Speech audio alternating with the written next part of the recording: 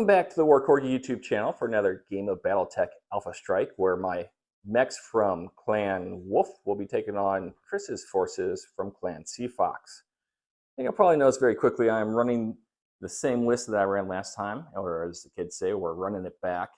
So I'm just going to start with a command star. The force commander is there in the center. He is in a dire wolf. Over on the right, we have both a Ryokan Stormcrow and then a Thor Summoner. Both of those have been upgraded with Multitasker. And over on the left, we have a Koshi Mist Lynx, and then we have a Shadow Cat. And it is the Koshi Mist Lynx that's also been upgraded with Multitasker. Then over on the right, we have a Battle Star consisting of 5 mechs. We got a Battle Master, a Fire Moth, a Mad Cat Timberwolf, a Pouncer, and a Warhawk. So altogether, this is 550 points ready to take on Chris's forces from Clan Sea Fox. We welcome Chris back to the channel, and he has brought his Clan Sea Fox back to battle. Chris, what is in this 500-point list? All right, so this time around, I've changed up my mechs here. This time I'm running Archer Arc 9Ms. These little guys are all going to be at a pilot skill of 3. They're missile boats, so they're actually going to be running the Fire Lance ability with the Sniper ability. 2 of them each round. They're going to get Sniper, and they're going to shoot some missiles, as their name entails. Over to the right, we were trying really hard to get Clan Sea Fox tanks prepped and ready to play, but it looks like we had to hire some mercenaries for this battle. It was close, but not quite to the finish line. Yep. So those are Clan Sea Fox tanks. These are the Ku-wheeled assault tanks. These guys are also going to be at a pilot skill of 3, but one of them, number 4, is going to be at a pilot skill of 2 because I had just enough points left over to make it a little bit better. These guys are going to be a Battle Lance, so they will have the Lucky Special ability. And then one of my favorite units, making its way back to the table here, the Callisto Battle Armor Bees. All these guys, pilot skill 4, because they're probably going to die pretty quickly. But they're not going to be able to be carried around this time. And so I'm going to give them the Nova ability because I can. What's the Nova ability? It allows them to depart from... No, that's one that allows them... Oh, I'm seeing. Okay. Yes. Allows them to shoot from mechs that they can't ride. Yeah, exactly. Makes sense to me. All right, 500 points. We're ready to battle, so we'll come back with our mission and board setup. All right. All right, we are ready to do battle once again. Let's go over terrain. So we have a board with an airfield, much like before, but I got 2 new little airstrips that actually double as the strafing template. I saw that on Guerrilla Miniature Games unboxing video. I was like, didn't even notice. So that's all open terrain, but we do have some buildings over there. These are going to be 1, we'll play 2, 1, and 2 as far as points are concerned. We got some water. All water on the board is depth 1. We got some roads with a small village over here. We got a height 1 hill here with some more water. In the center here is a bunch of trees. And as we pan over to the right, we have our 2 city blocks.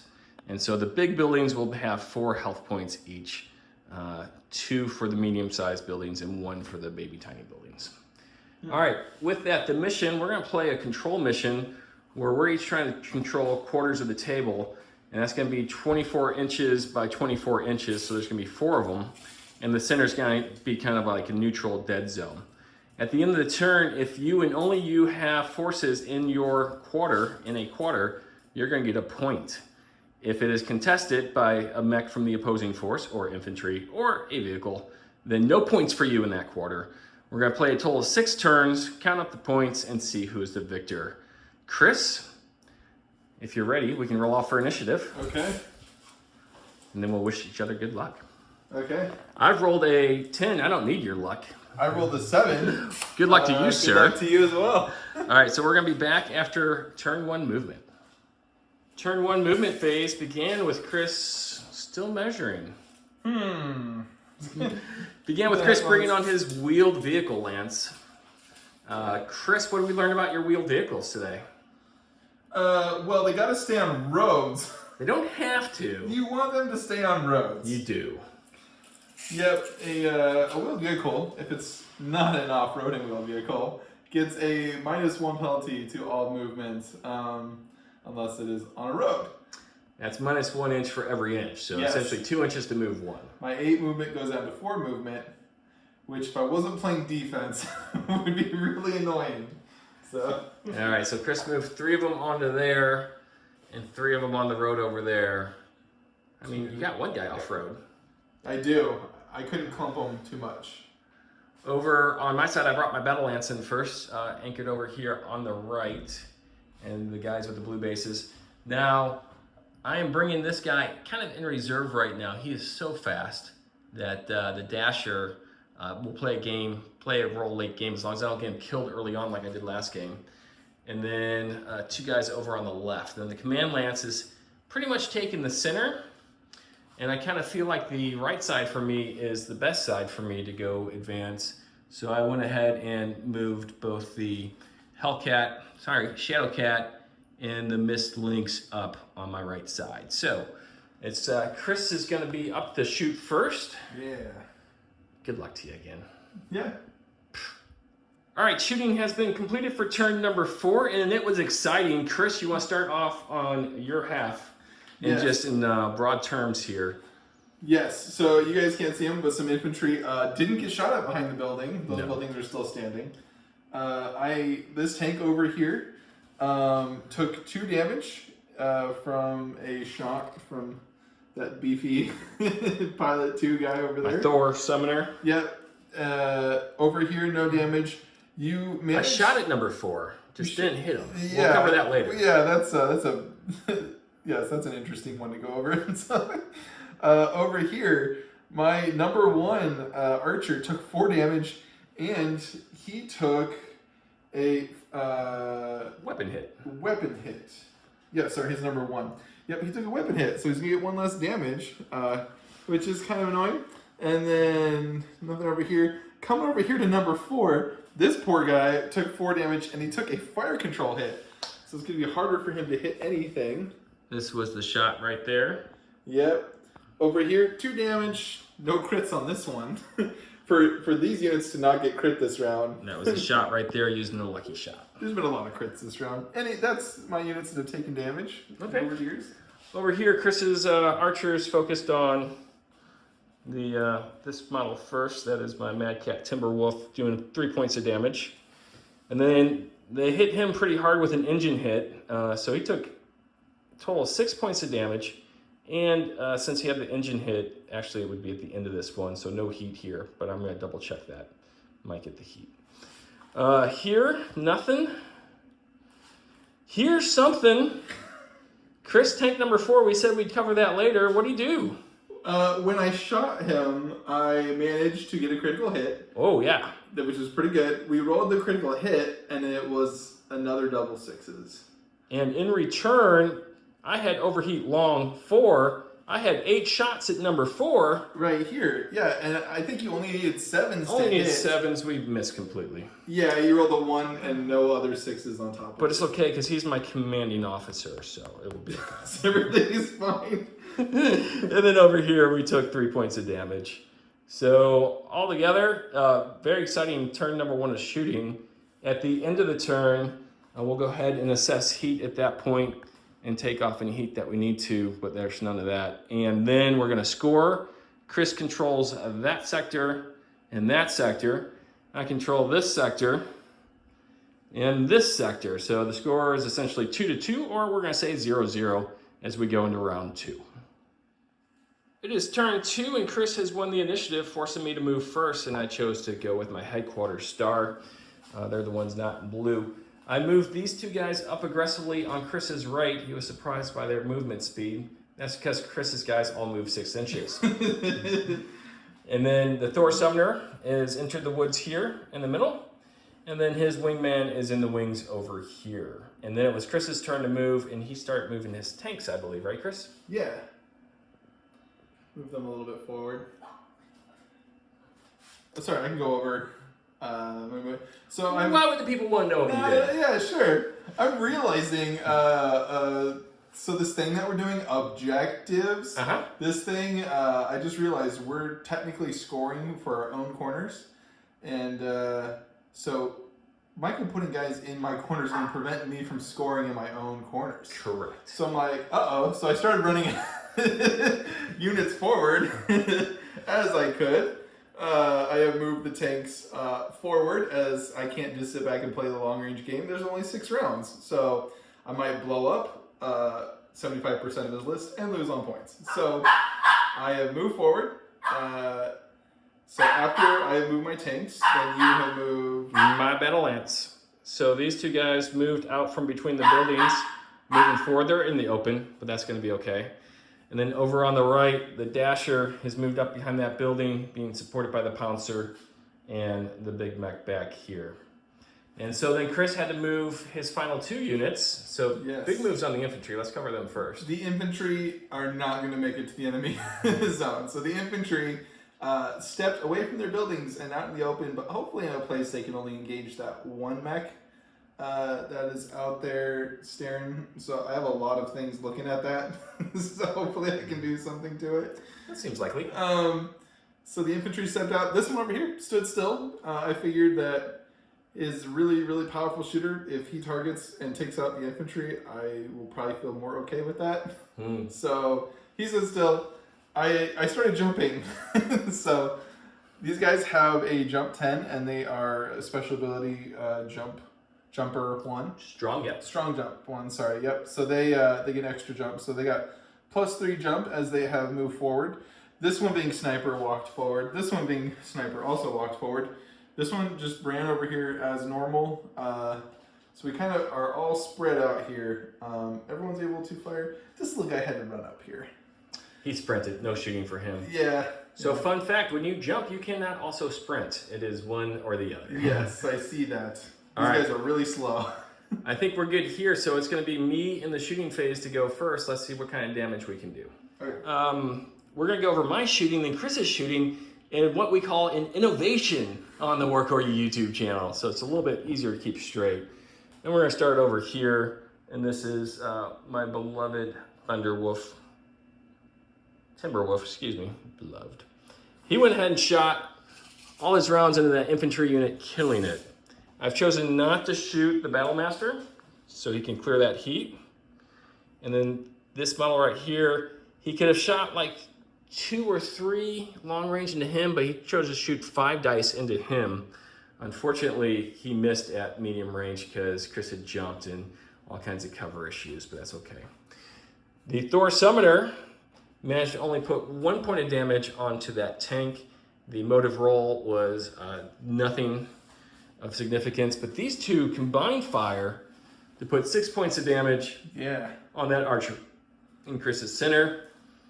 And then I believe this is my Shadow Cat, yes indeed, put 3 points of damage on Chris's infantry. Yes. So that was it for my shooting, so Chris is now going to return fire.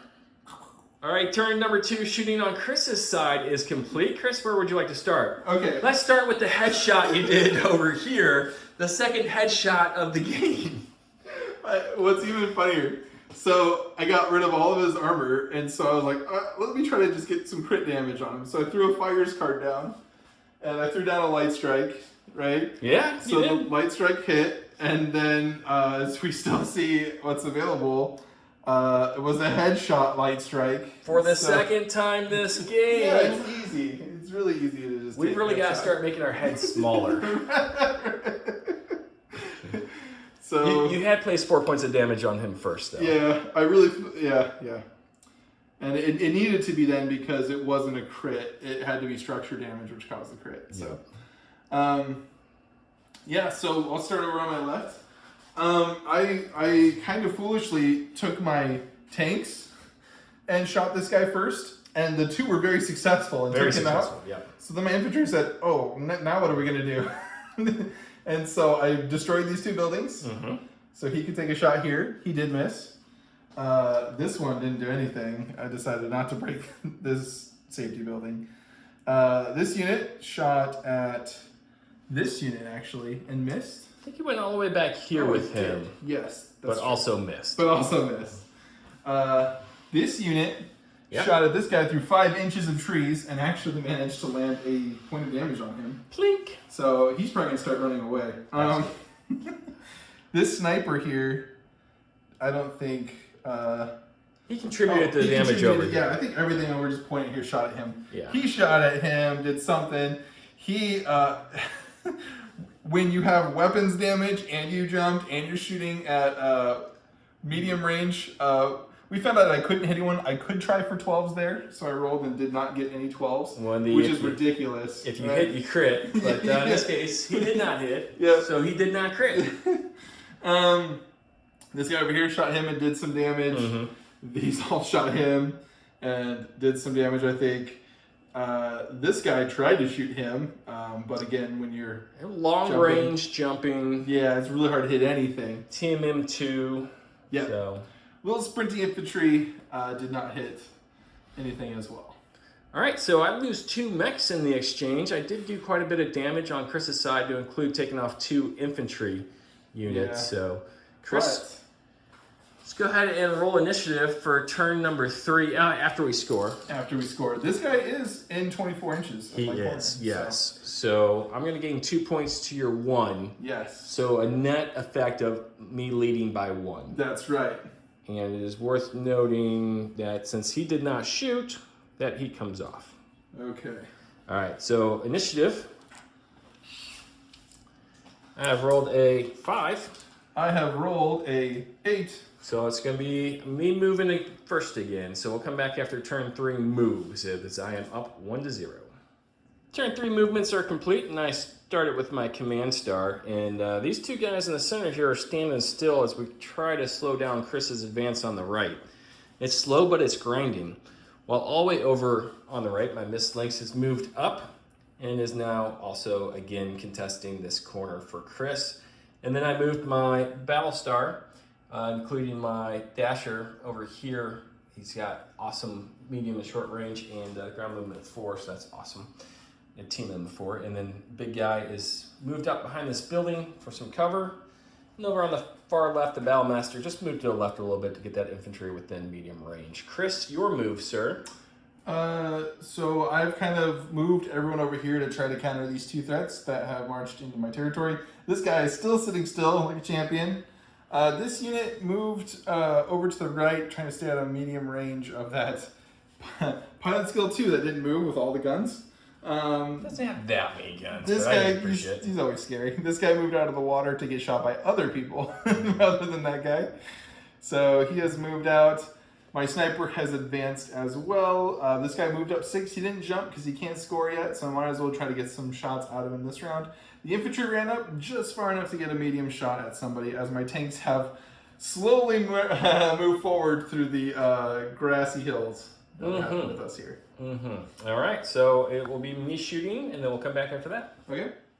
Turn 3 shooting. Chris did rather well. Where would we like to start? Oh, man. Let's start with the headshot again. Guys, I've already, well, in other games I've known as Crit Peterson. And when this unit shot at it, nothing happened, okay? When this unit shot at it, it got rid of its armor. Yeah. Okay? When this unit shot at it, it dealt like 3 hits and it did a crit. Yeah, structure damage. And structure damage, yeah. So when we do structure damage, we gotta roll a crit roll. We guys will never believe what I rolled. I rolled 2 6s. We checked the armor chart. Critical damage chart. critical hit there. So pretty nuts. This back one fired here, and because it stood still, I think I got some damage on it there. Yes. Everything shot it. Yes. This thing shot it. This thing shot it. This thing shot it. Total 8 points of damage was more than it could handle. Yeah. Also down. So there was enough there. This little infantry They're plucky. shot there, needing 8s. Got one of them, so there's another damage on that unit. Second turn in a row, I believe. Yes. Over here, this rolled very well and took this thing out with 1 shot by standing still. So did enough damage here. Over here, all 4 of these guys, 2 of these guys shot and took this out. Primarily the mech that It only took 1, yeah. Yes. This one just missed. the tanks are just better than the archers, I guess. Yeah, clearly. I mean, because this one shot did 3 damage there, which was possible because this one, these 5 little guys somehow blew up the entire building in front of them. Well, they got satchel charges and whatnot, you know? They've been planning this out all day. So The building can't move. Chris did use the lucky point to do the 3 points of damage on this one. Yes, I did. Okay. He also overheat with a number of units. Yeah. Nobly has destroyed one, so if you want to knock them down, so I feel better. I did overheat with this guy. Because he plans on jumping him next turn.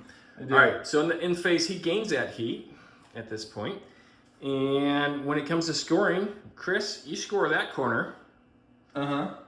And this corner. I score this corner, and you score that corner, so we're a tied game right now. Because you're not scoring that Because corner. I'm not scoring that corner. He wasn't even in range to.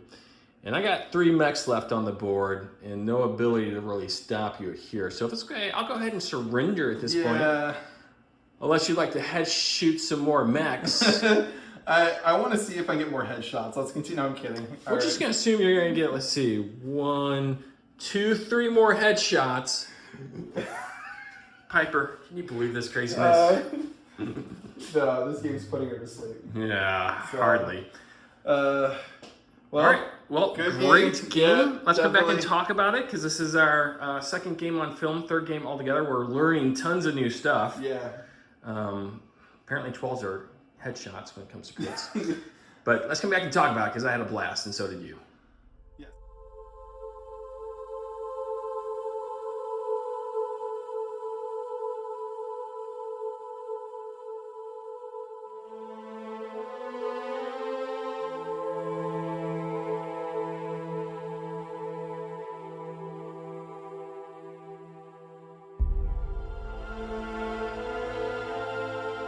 Welcome back to the War Corgi YouTube channel where you just saw our second battle report for the game, which is Battletech Alpha Strike. Yes. Played at 500 points. It's a nice beefy level to be playing at.